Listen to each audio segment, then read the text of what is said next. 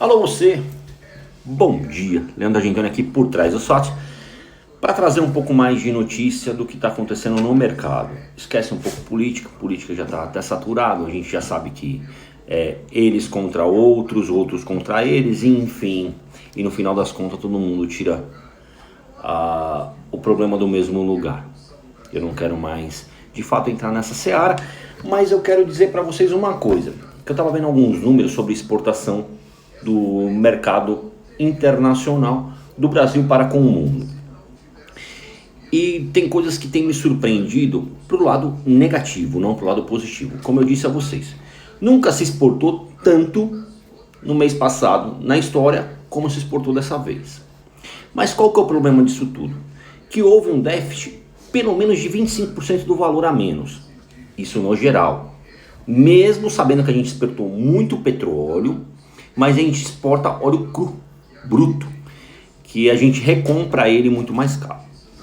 Mas vamos entender aqui do que eu procuro trazer. Milho, soja, açúcar. A queda está sendo considerável.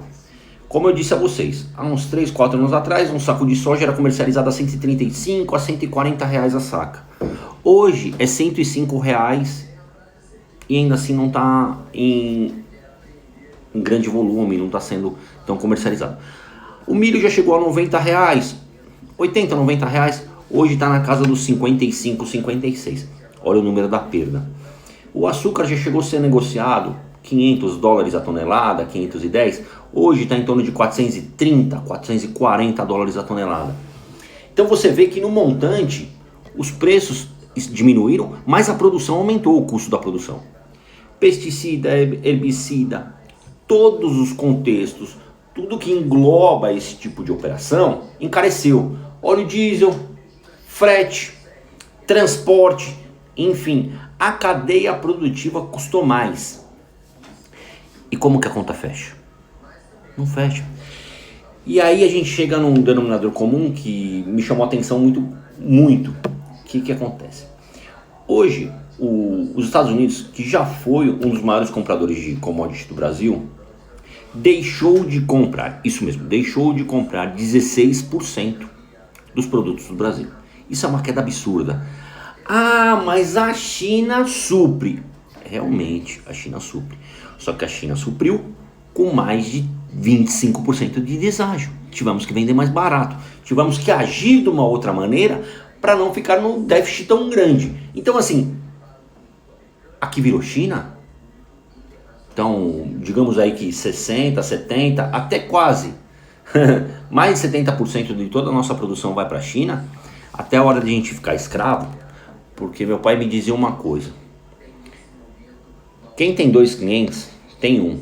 Quem tem um, não tem nenhum. Para vocês entenderem onde eu quero chegar.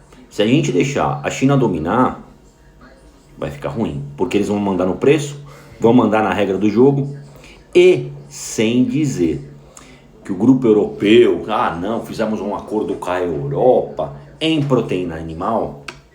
A partir do mês que vem, eles questionaram e outorgaram uma situação de que quanto aos antibióticos usados na proteína animal, eles querem que mudem os antibióticos e reduzam, porque eles acham que isso de fato desmerecem a produção ou traz algum dano para as pessoas. Balela.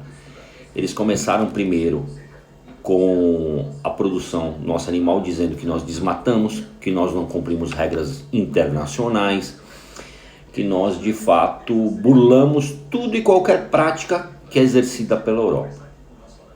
Não era balela. É que a Europa não tem o clima que a gente tem, não tem a água que a gente tem e não tem a expertise em produção de grãos, de produtos lácteos e proteína animal. Nós temos a expertise, nós podemos dizer que somos os melhores do mundo nisso.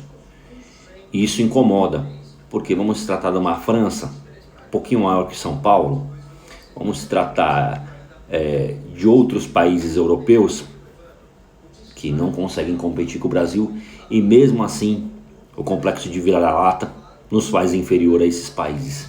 Então arregaçamos as mangas, olhamos para frente e temos que dar o nosso devido valor, o nosso devido prêmio, porque hoje o prêmio cultural, técnico e produtivo do brasileiro, ele sabe o que faz.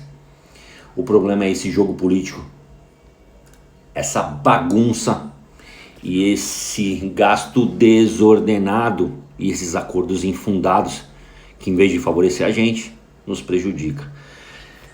Mas eu sei que isso vai mudar, porque o brasileiro é forte, o brasileiro é resiliente e o brasileiro é inteligente. E com produção não se brinca, o brasileiro sabe produzir.